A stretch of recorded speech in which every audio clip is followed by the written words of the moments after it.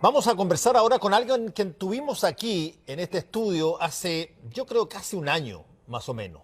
Y fue una de las primeras personas que apuntó a que el tratado, el TPP-11 que se estaba discutiendo, no era todo lo conveniente que se decía y que incluso podía ser bastante perjudicial.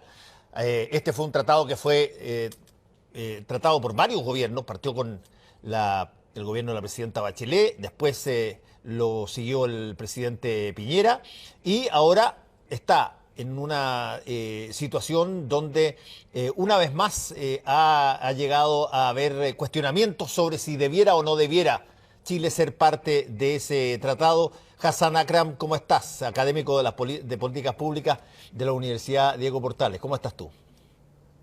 Hola Fernando, muy bien, gracias por la invitación. Bueno, yo decía que tú estuviste acá hace casi un año ya, hablando justamente sobre el TPP-11 cuando, bueno, básicamente se decían puras linduras del TPP-11 y tú apuntaste a una serie de falencias que eventualmente podían ser perjudiciales para Chile. ¿Por qué no, desde ahí hasta ahora, se ha, a tu juicio, mejorado la posición de los países y particularmente de Chile de frente al TPP-11 o no?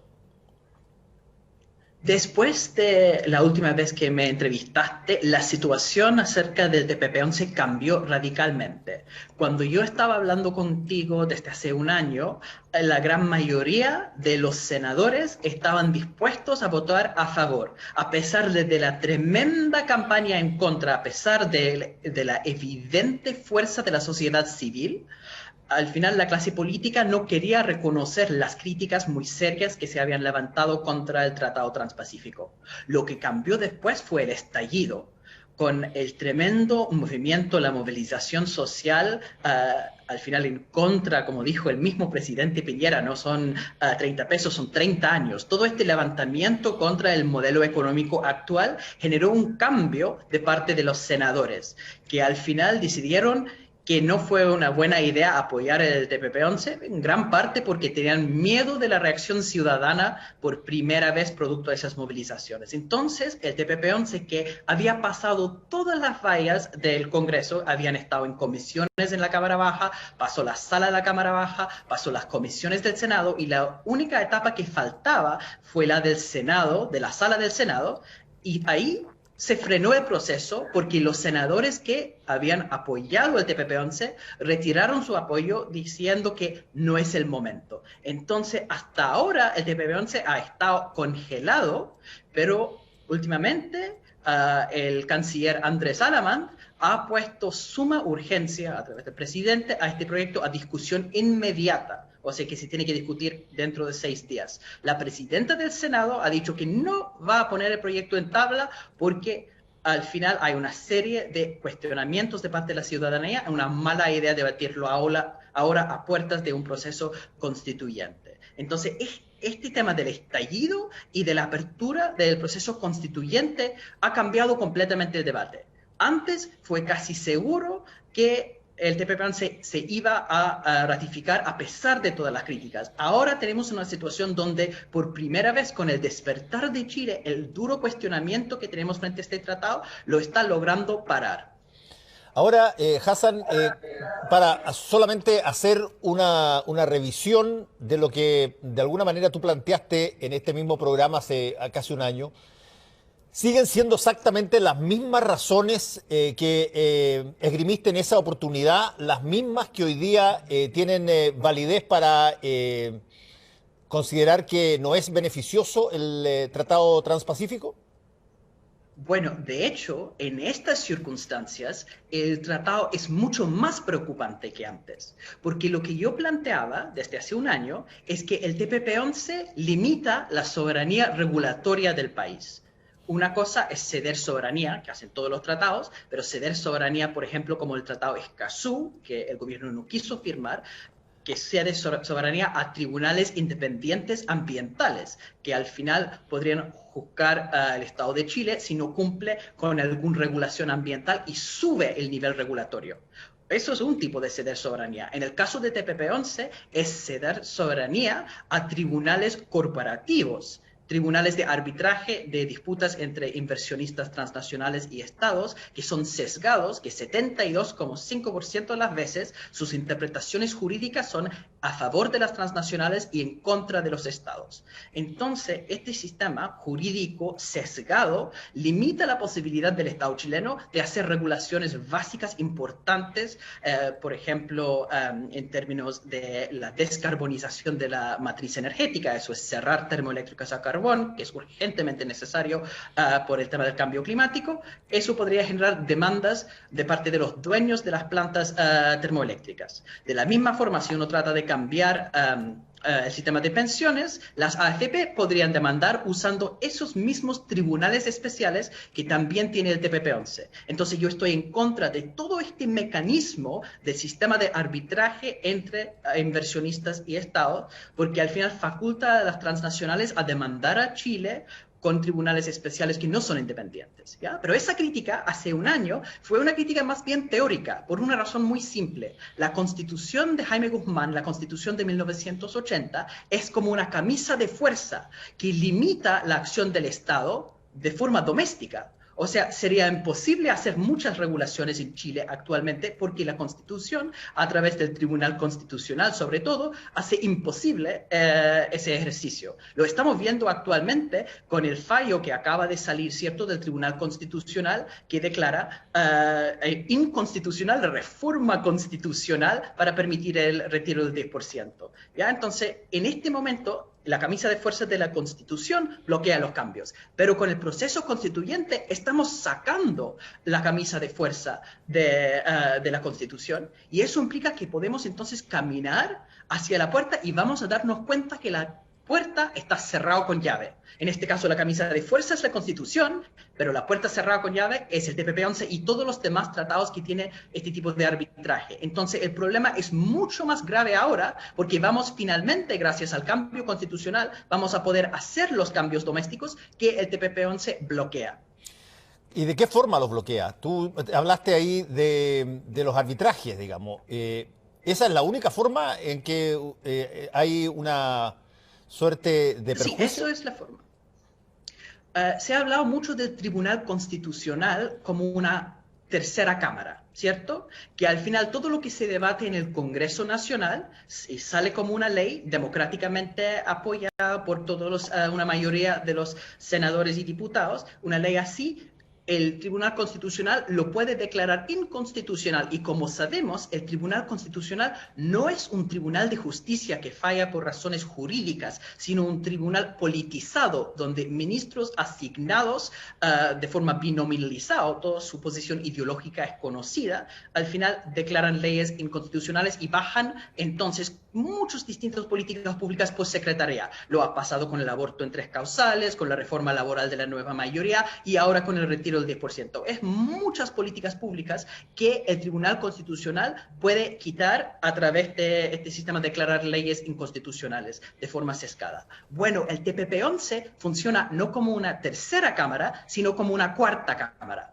porque hace el mismo ejercicio. Una ley que pasa por la vara del Congreso luego puede generar demandas de las transnacionales, ¿ya? Y esas demandas entonces dicen, bueno, que ahora que la ley dice que el 10%, por ejemplo, va a las cuentas individuales y ahora van a ir a un sistema público, las AFP pueden decir que esto es una expropiación de su inversión, eso afecta las expectativas razonables e inequívocas de la inversión que hicieron y por ende el Estado chileno tiene que indemnizar a las AFPs, tiene que indemnizar a los dueños de las termoeléctricas para hacer los cambios que queremos en este país. Y entonces si los costos son enormes, son tan grandes las indemnizaciones, hace imposible hacer cumplir los nuevos derechos establecidos en la Constitución. Y eso al final es lo que ha ocurrido en otros países. Hay ejemplos como México, donde ellos trataron precisamente de cerrar plantas de desechos tóxicos que estaban envenenando la comunidad y recibieron demandas de parte del Estado, de parte de las empresas, y entonces tuvieron que indemnizar empresas para poder no tener su gente envenenada. ¿ya? Ese tipo de problema ahora se va a aplicar para todos los cambios constitucionales producto de esos tribunales de arbitraje. Y eso es lo que en la literatura académica se llama enfriamiento o congelamiento regulatorio, donde el Estado deja de hacer regulaciones por temor a demandas. Y no solo en México, estados tan fuertes como Alemania, que tiene su política medioambiental muy importante, ese país tuvo que cambiar sus regulaciones ambientales por temor a demandas de transnacionales. ¿Y qué está haciendo la Unión Europea frente a eso? Ellos, a través de un fallo en la Corte Suprema Europea, la Corte Europea de Justicia, declararon que este tipo de arbitraje es fuera del sistema de derecho europeo y están sacando el arbitraje de todos los tratados que ellos tienen. Si la Unión Europea está sacando el arbitraje de todos sus tratados, Chile puede hacer lo mismo. Ahora, Hassan, ¿qué pasa con el resto de los países? ¿Cuántos países ya están y forman parte del TPP-11? Los países, me imagino que esta información que tú estás diciendo y esta mirada frente al TPP-11 no es única tuya ni única de personas aquí en Chile. Por lo tanto, ¿cuál es la mirada global frente al TPP-11 hoy día? Yeah. Ocurren dos cosas. Primero, en términos de los otros países que han firmado el TPP-11, el gobierno siempre menciona Nueva Zelanda de Jacinda Ardern o Canadá de Justin Trudeau, porque esos son gobiernos progresistas, ¿ya? Entonces, ¿cómo es posible que un gobierno progresista firma un tratado como el TPP-11 que limita la posibilidad de hacer regulaciones? El punto importante de entender sobre el TPP-11 es que limita el cambio regulatorio. ¿Ya? Entonces, si uno tiene un alto nivel regulatorio ya, el TPP-11 no genera problemas. Y eso es la situación tanto de Canadá como de Nueva Zelanda. Puesto que tienen altos niveles regulatorios, el TPP-11 no va a generar demandas. Chile, que está con bajos niveles regulatorios y aportas a un proceso constituyente que va a cambiar todas las reglas del juego, va a generar muchas demandas porque las demandas son precisamente por cambio de reglas de juego. Es casi la definición de un proceso constituyente lo que al final genera indemnización según el TPP-11 y según todos los tratados que ha firmado Chile, que incluye este tema de arbitraje sesgado ad hoc. O sea, si es que te entendí bien, los casos de Canadá y Nueva Zelanda, como ellos tienen ya una serie de leyes internas con alto nivel de regulación, cuando viene una empresa extranjera, sabe que tiene que someterse a esas leyes regulatorias y por lo tanto esas son las reglas del juego y sabe. Entonces tú dices, el caso de Chile o el caso de cualquier otro país que no los tenga es que de alguna forma se congela la situación regulatoria que está al entrar al TPP-11 y si tú tratas de modificarla, según te entiendo, ahí puede generarse todo esto que tú estás diciendo. Precisamente, esto es el problema. Y como estamos en un proceso constitucional, no se hacer cambios. Y como estamos en un proceso constitucional a portas, tú dices, lo más probable es que en un proceso constitucional haya cambios regulatorios porque las cosas no van a seguir idénticas en montones de partes y esos cambios regulatorios eventualmente podrían chocar con lo que firmamos antes de que estuvieran las regulaciones, digamos. Exactamente.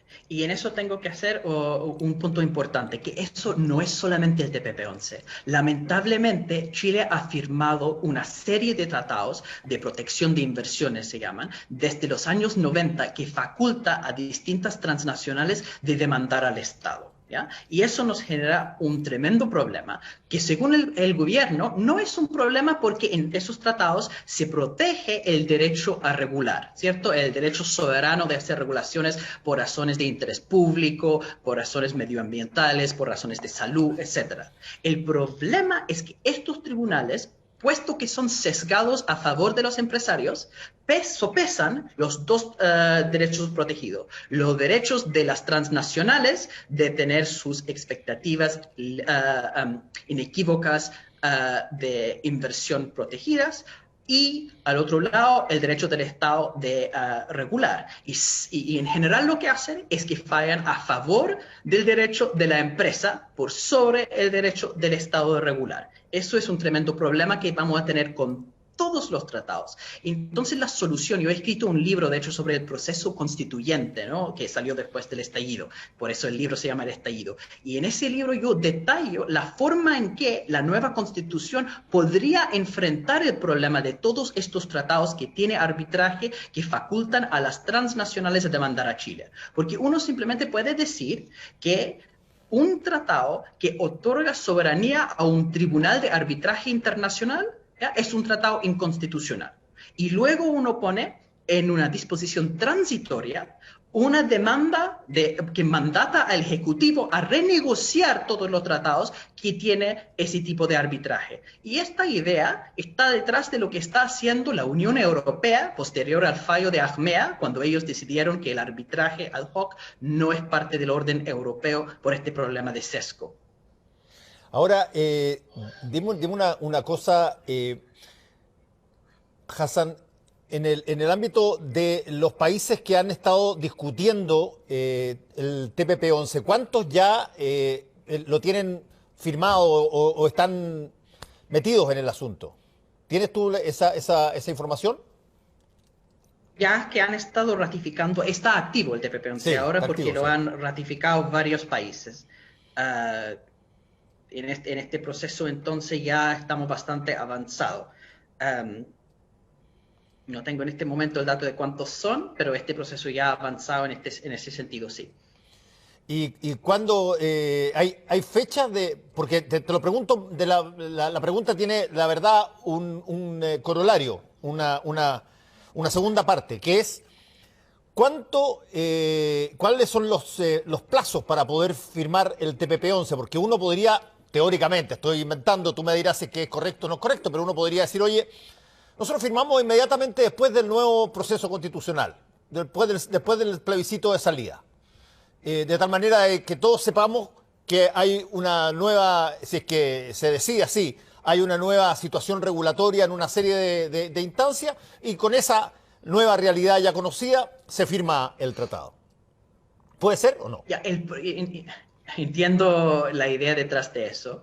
El problema es que estos tribunales en sí no son confiables porque tiene ese problema de independencia, porque al final los incentivos están puestos de tal forma que los árbitros tienden a fallar a favor de las empresas y en contra de los estados. Entonces uno dice, bueno, tenemos un nuevo contexto regulatorio y por ende las demandas van a tener menos éxito porque la situación ya cambió. El problema es que cuando uno tiene algo tan poco confiable como ocurre con el Tribunal Constitucional, con la tercera cámara, uno nunca sabe cómo van a fallar. Eso ha ocurrido, ¿no? Que cuando Fernando Atria, por ejemplo, habla del Tribunal Constitucional como un tribunal desatado, porque está actuando incluso contra la misma Constitución, contra el texto constitucional, ¿ya? Porque al final estos ministros tienen incentivos para fallar de forma política.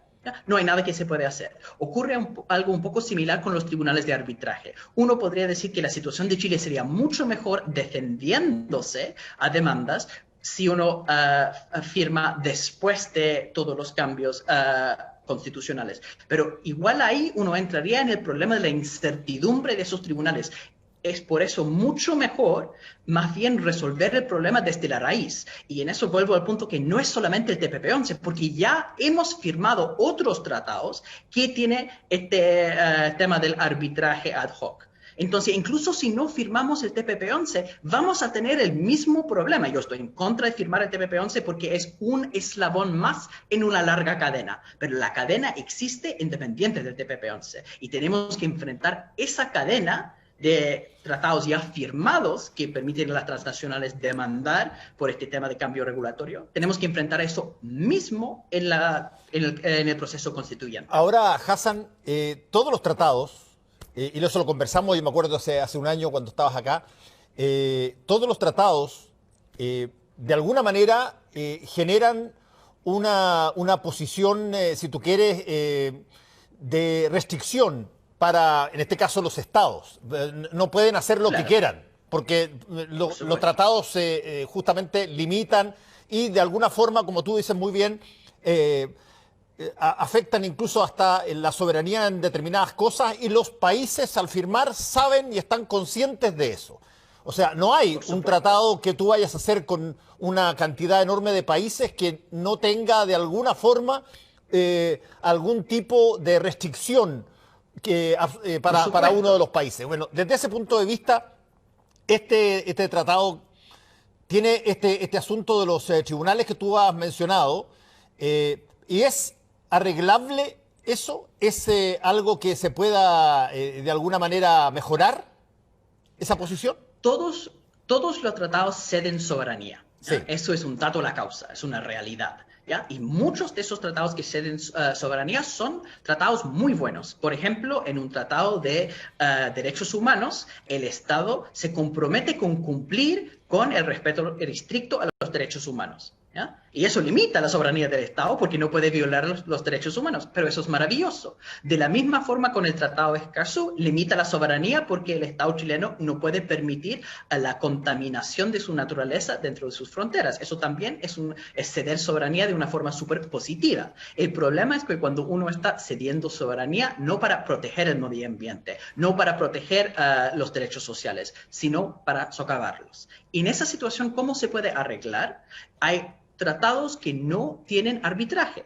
En el caso de la Unión Europea, ellos ahora tienen la política de solamente firmar tratados que no incluyen ese tipo de arbitraje ad hoc. El caso de China, es cierto que acaba de firmar un tratado, un acuerdo regional económico con gran parte de los países miembros del TPP-11, los que están en Asia, y ese tratado no tiene arbitraje ad hoc. Entonces uno puede hablar de una nueva serie de tratados, ¿ya?, que no tienen este problema fundamental y por ende no habría problema en firmarlos. Pero eso es lo que hay que cambiar primero. El TPP-11 tiene un problema de raíz que incluye este arbitraje y por algo es algo que no podemos firmar nunca. Hassan Akram, bueno, muchas gracias una vez más por haber estado con nosotros aquí y vamos a seguir el recorrido de este tratado y bueno, muchos más que también probablemente se están ventilando. Gracias. Muchas gracias por la invitación. Buenas noches, Chao. Fernando.